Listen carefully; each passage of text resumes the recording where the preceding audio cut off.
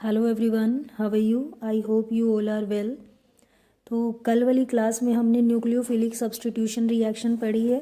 ठीक है, आप लोगों ने वो वीडियो देख लिया होगा जहाँ पे हमने न्यूक्लियोफिलिक सब्स्टिट्यूशन रिएक्शन को रीड किया है और इसके दोनों मैकेनिज्म को समझा है, SN1 और SN2।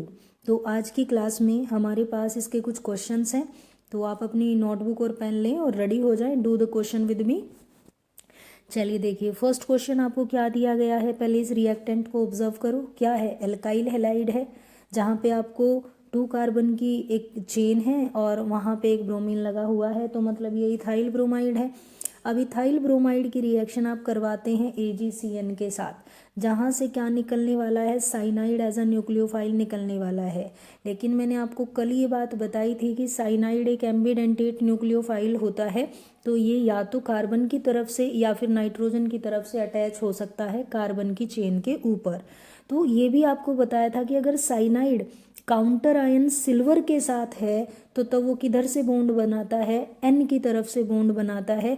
इट मीन जो यहाँ पे प्रोडक्ट बनने वाला है वो क्या बनेगा, देखो ये दोनों कार्बन जो आपको ये दिख रहे हैं, यहाँ से Ag और Br ये यहाँ से निकलेगा, और जो ये साइनाइड है ना, ये N की तरफ से बॉन्ड बनाते हुए आपकी चेन के ऊपर कनेक्ट हो जाएगा। ठीक है, आइसोसाइनाइड आपके पास यहाँ पे बन जाता है। ठीक है, आप इसका आंसर लिख लेना कि भाई यहाँ पे जो साइनाइड जुड़ रहा है, जस्ट वो किधर से जुड़ रहा है, नाइट्रोजन की तरफ से जुड़ रहा है। ओके, स्ट्रेट चेन के ऊपर। आगे देखिए, नेक्स्ट क्वेश्चन क्या है। यहाँ पे आपको बोला गया है कि कुछ एल्काइल हैलाइड्स आपको दिए जा रहे हैं, उनको increasing order of SN2 reactivity में लगाना है। एल्काइल हैलाइड देखिए, CH3Cl है, CH3Br है, उसके बाद 2 कार्बन की चेन के साथ Cl लगाया हुआ है और एक आपका आइसोप्रोपाइल ग्रुप दिखाया हुआ है। ठीक है, क्लोराइड के साथ। तो SN2 की रिएक्टिविटी लगानी है। आप सबको मालूम होगा SN2 के अंदर स्टीरिक हिंड्रेंस नहीं होनी चाहिए, SN2 के अंदर स्टीरिक हिंड्रेंस नहीं होनी चाहिए। तो यहाँ पे जो सबसे ज़्यादा रिएक्टिविटी होती है वो मिथाइल हैलाइड के ऊपर होती है, और उसके बाद किसका नंबर होता है, प्राइमरी का नंबर होता है। तो पहले तो आप ये देख लो, आपके पास 2 तरीके के मिथाइल हैलाइड हैं। अब एक में Cl लगा हुआ है, एक में Br लगा हुआ है। तो भाई आपने ये तो देख लिया कि मिथाइल के ऊपर तो रिएक्टिविटी ज़्यादा है, तो नेचर और ऑफ हेलोजन भी तो आपको काउंट करना पड़ेगा। आपको पता है कि जो लिविंग ग्रुप का हमारे पास ऑर्डर था वो था कि आयोडाइड सबसे पहले निकलना चाहेगा, फिर आता है ब्रोमाइड, उसके बाद आता है क्लोराइड और फिर आता है फ्लोराइड। तो Br और Cl में कंपेयर करूं तो पहले कौन निकलेगा, ब्रोमाइड निकलेगा। तो इसीलिए फर्स्ट नंबर पे रिएक्टिविटी इस वाले सबस्ट्रेट की है। ठीक है, ये फर्स्ट नंबर की रिएक्टिविटी है। उसके बाद सेकंड नंबर पे यहाँ पे SN2 से क्या हो जाएगा, सब्स्टिट्यूशन हो जाएगा। उसके बाद देखिए ये आपका प्राइमरी वाला आ गया, प्राइमरी एल्काइल हैलाइड आपका थर्ड नंबर पे नंबरिंग कर दो, ये 1 है, ये 2 है, ये वाला थर्ड है। और ये देखो इसमें तो अलग ही दिख रहा है कि यहाँ पे स्टीरिक हिंड्रेंस है, तो ये किस नंबर पे आ जाता है, 4th नंबर पे आ जाता है। आई होप कि आपको ये चीज़ समझ आ गई होगी। ठीक है, तो चलिए नेक्स्ट क्वेश्चन को देखते हैं। अभी नेक्स्ट हमारे पास क्या है, predict the order of reactivity of the following compound in SN1 mechanism. अब की बार कौन सी रिएक्शन पूछी है, अब रिएक्शन पूछी है SN1। ठीक है, SN1 रिएक्शन आपसे पूछी है, तो इसमें देख लो SN1 का रिएक्टिविटी ऑर्डर दिमाग में लाओ, क्या था, tertiary, then secondary, then primary. तो देख लो आप, आपके पास टर्शरी वाला है क्या कोई। पहले आप कार्बन का नेचर चेक करो, जिस कार्बन पे हेलोजन लगा हुआ है। देखो ये कार्बन है, मतलब ये वाला कार्बन है, ये कार्बन है और इधर ये कार्बन है।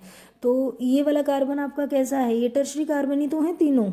इन तीनों के अंदर क्या बन रहा है, टर्शरी कार्बन बन रहा है, और इस वाले में क्या बन रहा है, सेकेंडरी कार्बन बन रहा है। इसको तो पहले ही पीछे कर दो, मतलब 4th नंबर पे तो यही है। ठीक है, सेकेंडरी कार्बन वाला। अब सबसे ज़्यादा रिएक्टिविटी, अब ये तीनों ही टर्शरी हैं, तो आप लिविंग ग्रुप का नेचर देखो, लिविंग ग्रुप कौन सा अच्छा होता है, आयोडाइड। इसीलिए फर्स्ट नंबर पे ये, सेकंड ये, थर्ड ये, और 4th पे रिएक्टिविटी इसकी होगी। ठीक है, तो कर लेना आप क्वेश्चन को, कोई क्वेरी रही तो आप फिर मेरे को कमेंट बॉक्स में वो चीज़ पूछ सकते हैं। आगे देखिए नेक्स्ट क्वेश्चन, ये है आपके पास कौन सा ग्रुप है, ये एक बेंजीन रिंग है। बेंजीन पे क्या लगा हुआ है, CH2 लगा हुआ है, और साथ में क्या लगा हुआ है, Br। तो बेंजाइल ब्रोमाइड हो गया। वाटर के साथ आपको रिएक्शन करानी है, हाइड्रोलिसिस करनी है, तो भाई क्या करना है, Br को रिप्लेस करके आप क्या लगा देंगे वहाँ पे, OH लगा देंगे, तो बेंजाइल अल्कोहल आपके पास बन जाता है। ठीक है, उसके बाद देखिए नेक्स्ट क्वेश्चन क्या है, क्वेश्चन नंबर 5 में आपको क्या दिया गया है, एक टर्शरी अल्काइल हैलाइड है और जिसमें जो कार्बोकेटाइन बनेगा वो रेजोनेंस से भी स्टेबिलाइज है। ठीक है, तो मतलब यहाँ जो सब्स्टिट्यूशन होने वाला है वो कौन से मैकेनिज्म से होगा, SN1 से होगा, क्योंकि टर्शरी कार्बोकेटाइन बन रहा है।